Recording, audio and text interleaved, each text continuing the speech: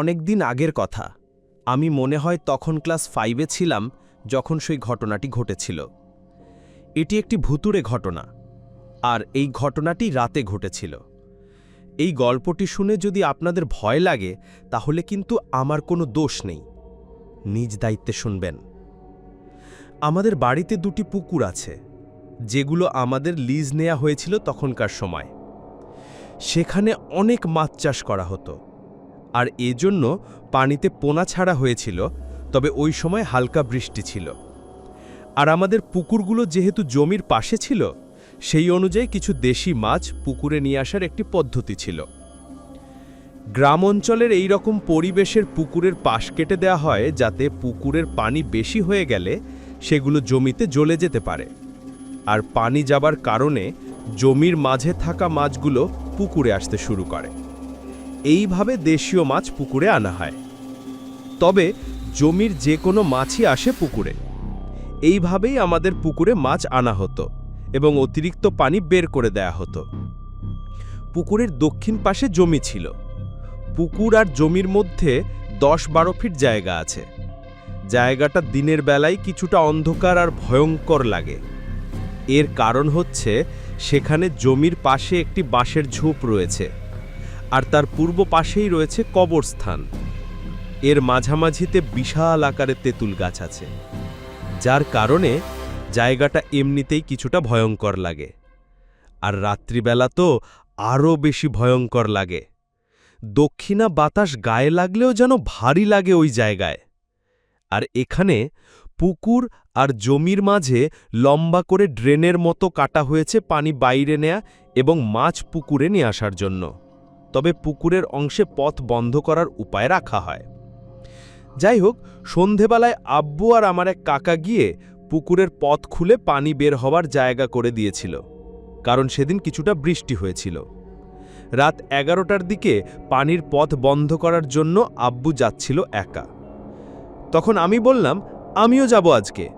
আর যেহেতু আব্বু মাঝে মধ্যে সেখান থেকে কিছু মাছ নিয়ে আসতো সন্ধ্যায়, তাই সেই হিসাবে আমি ভাবলাম আমিও দেখব কিভাবে মাছগুলো ধরে। যাই হোক, আমি গেলাম আব্বুর সাথে। আমি খুব সাবধানে পুকুরে নামলাম। পানিতে হাত দিয়ে কয়েকটা মাছ ধরতে লাগলাম। সবেমাত্র একটি মাছ ধরেছি, তখন আব্বু বলল ছেড়ে দিতে, তাই ছেড়ে দিলাম। সেখানে যাবার পরে আমি লাইট ধরে দাঁড়িয়ে আছি। তখন দেখলাম একটা মাছ জমি থেকে পুকুরের দিকে ঢুকছে।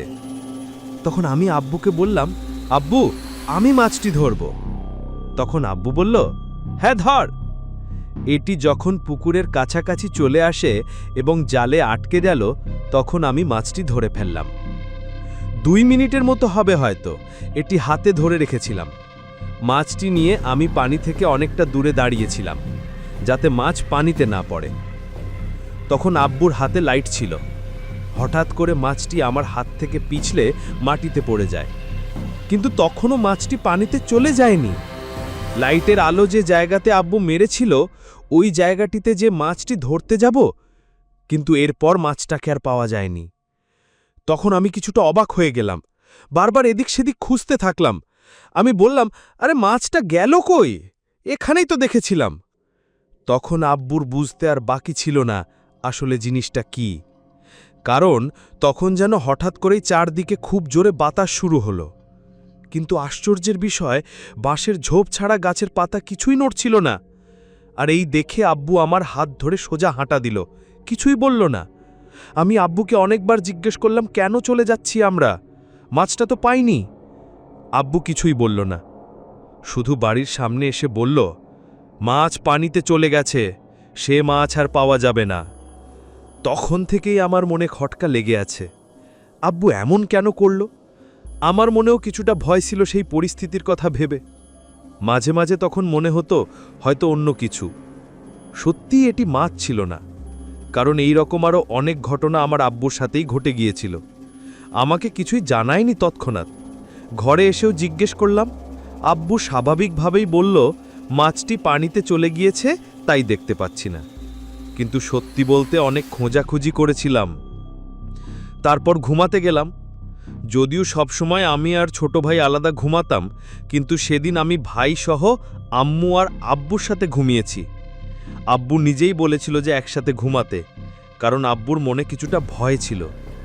তার কয়েকদিন পর যখন হঠাৎ আমার ছোট ফুফু এলো, তখন এই রকম কিছু ঘটনা বলতে লাগলো। তখন বুঝলাম মাছরূপী অন্য কিছু আমার হাতে এসেছিল। আর এইটা ভাবার সাথে সাথে আমার গা যেন শিউরে উঠল। আর আব্বুও তখন বলল, সেদিন আমার হাতে মাছ ছিল, তাই মাছটি পড়ার পর আমি আর দেখতে পাইনি। আসলে এটা কতটা সত্যি ছিল তা জানি না, তবে সেই রাতের কথা আমার প্রায় মনে পড়ে। ওই দিকে রাতের বেলা ভুলেও যাওয়া হয়নি আর কখনোই। তবে আমার মতে এই রকম ঘটনাগুলো গ্রামাঞ্চলে একটু বেশি ঘটে। আর এ ধরনের গল্প আমি অনেক শুনেছি যে মাছের রূপ নিয়ে এই ঘটনা অনেক হয়।